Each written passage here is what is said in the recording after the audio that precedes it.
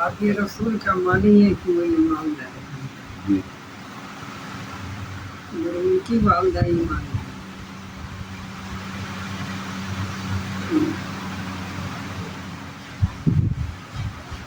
آقا علیہ السلام کو خبر ہوئی فلاں صحابی کی طبیعت بہت نازک ہے، جی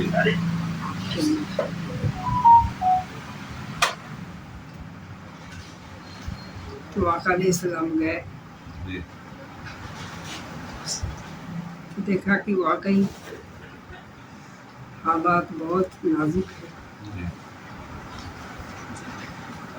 تو آپ نے ان کی والدہ کو بلایا،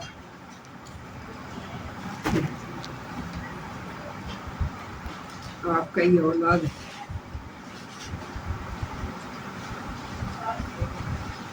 اور اس سے جو خطا ہوئی اسے معاف کر دیجیے۔ تو انہوں نے کہا کہ نہیں، اس لیے کہ جب دل پہ سخت چوٹ لگتی ہے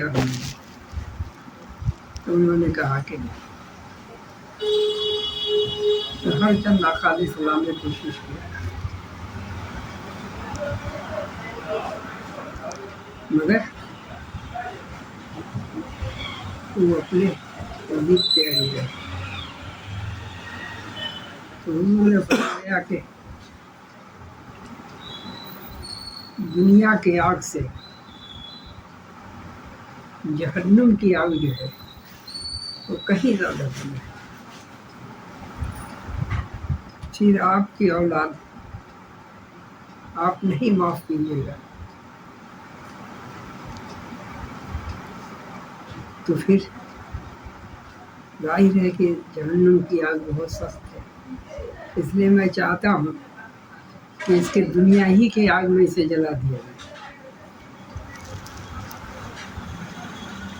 تو آقا علیہ السلام نے صحابہ مبارکہ کے کام کو انتظام کیا، مگر یہ جب کیفیت اس کی والدہ نے دیکھا تو دل مغموم ہوا کہ میرے سامنے میرے اولاد کو کیسے جلایا۔ تو اس وقت ان کی والدہ نے کہا یا رسول اللہ نے معاف کر دیا۔ تو والدین کا یہ مقام ہے، والدین کے قدم کے نیچے جنت ہے۔ اور پھر اورنگزیب کی زندگی اٹھا کے دیکھیے،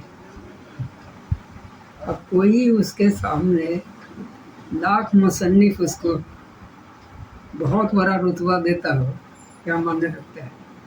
اپنے والد کے حقوق کا یہ حدیث پاک مصطفیٰ کے خلاف ہے۔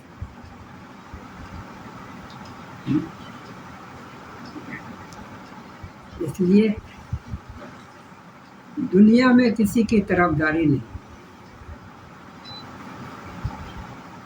جو حق ہے اسے تسلیم کر لیا جائے، جو ناحق ہے تو ناحق کو تو تسلیم کرنا ہی نہیں چاہیے۔